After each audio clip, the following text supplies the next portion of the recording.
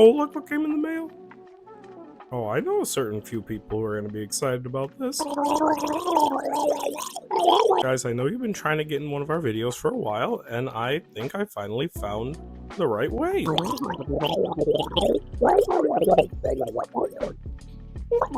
Aqua from the Op, it's here. You guys are practically on the cover. No, you can't actually play the game. You get all the components wet.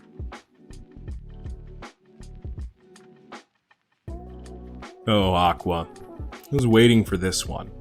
This was high on our hotly anticipated list of 2024 games. I won't lie, Vincent Dutrait is my favorite artist in board games.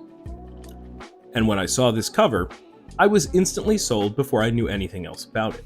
But then doing a little research, seeing what inspired the game, and what kind of game it was, I was even more interested.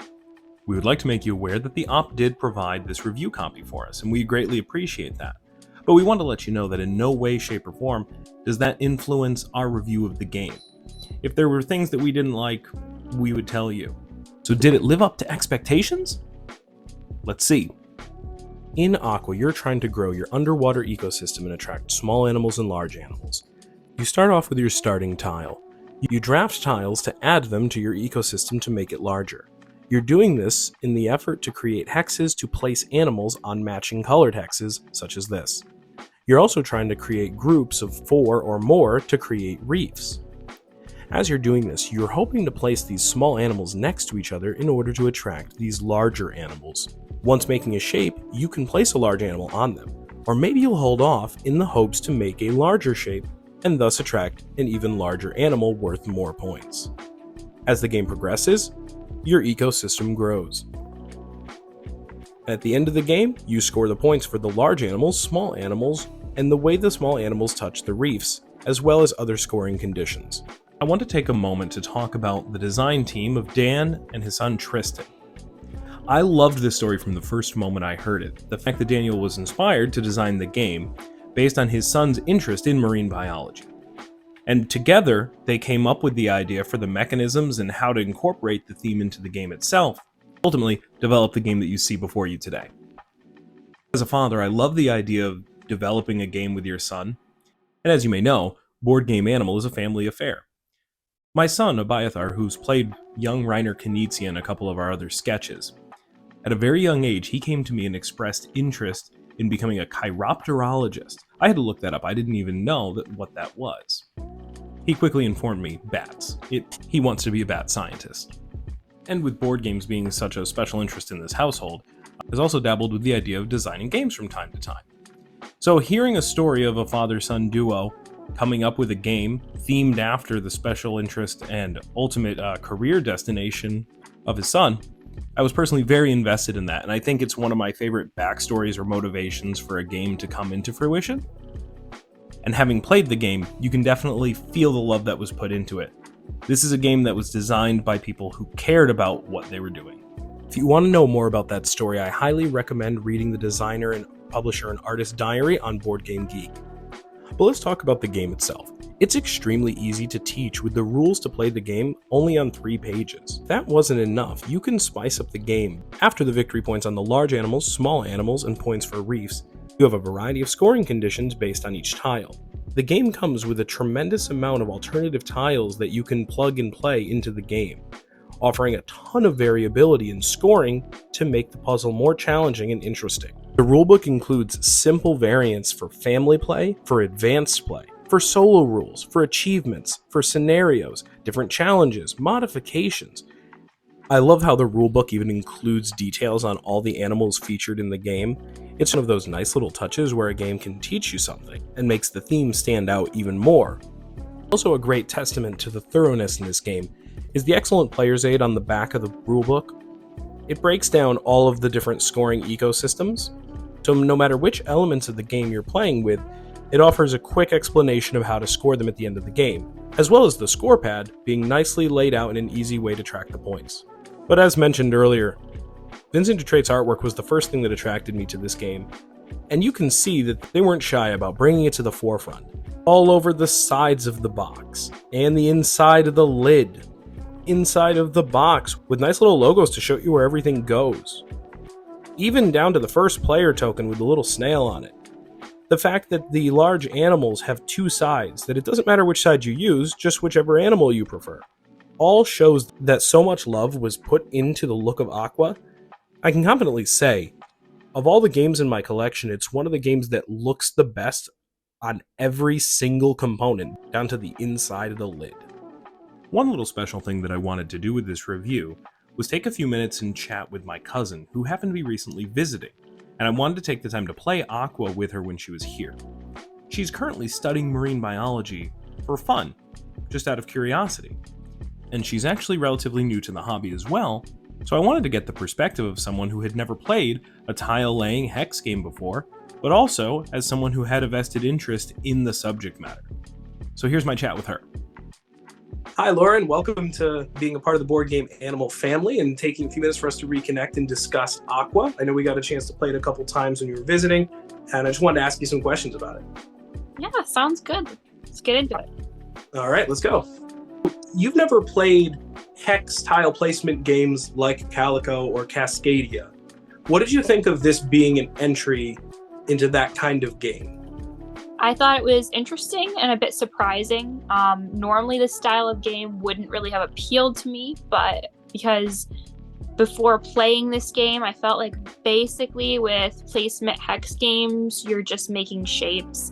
And it seemed like a kid's game to me, but after playing it, I was surprised to find out that there's actually a lot more going on. It's a lot more complex than that. Really, this is a game that I feel that all ages can enjoy.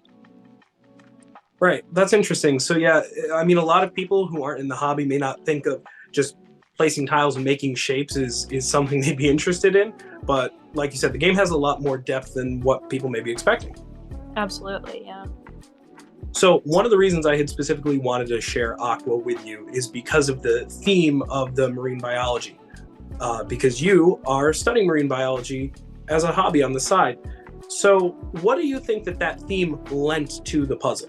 Well, the whole goal of the game is to grow your own ecosystem. You start out with one small hot spot, which is a coral reef, and then you grow it out. And as you do, you attract bigger animals, which then creates this really nice ecosystem. And marine biology is all about studying ecosystems. So I feel that the theme was great for a puzzle game. Awesome. Speaking of the theme, obviously that has to live through the production of the game. So what did you think of the artwork and the production of the game itself? I love the art. I feel a lot of different things you see pertaining to the ocean are usually kind of bland, really only being a few different shades of blue with nothing that's really all that eye-catching. But with Aqua, you get a lot of different bright colors that really pop, just like you'd see in the ocean.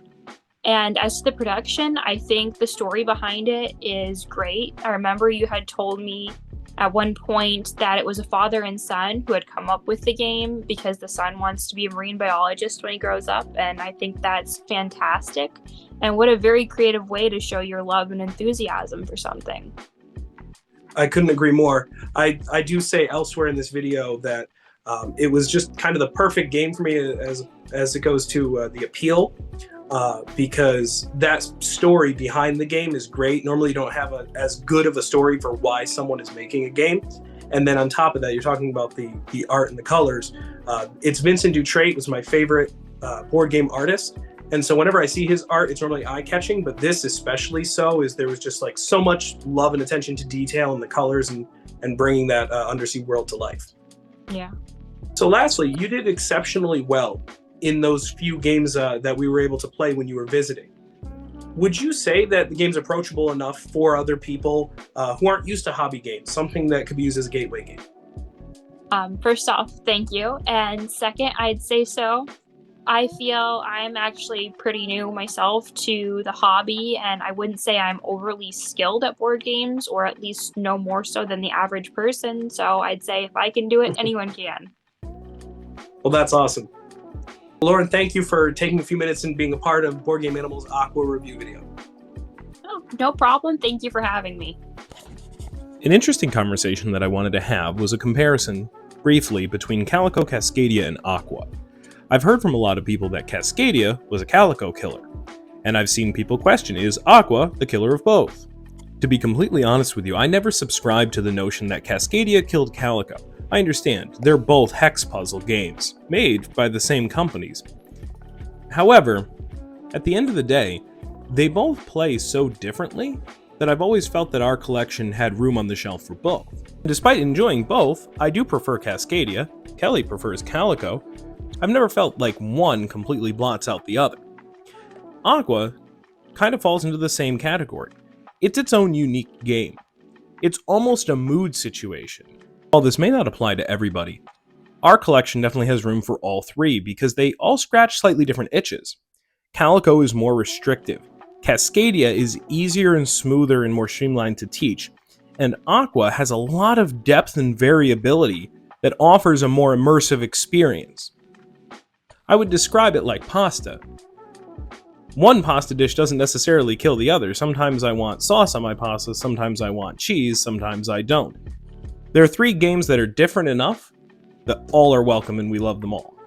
However, the bomb that I'll drop here is Aqua has surpassed the other two for me personally. If I have a choice, and I think it's appropriate for the game group, I would choose Aqua over Cascadia, given the chance. Final verdict on Aqua, it gets our victory print. Seal of approval, 100%. I can say now, this would be my go-to hex tile-laying game. If you haven't had a chance to check it out yet, please do. It's not very often that you're going to find a game that has this much depth, that's this easy to teach, that looks this good, that has such a great story behind it, with such a fantastic production. Listen, I hope you're not too torn up about not being able to actually play Aqua. What can I do to make it up to you? Okay, fine. They do an expansion, you'll play the game. Deal?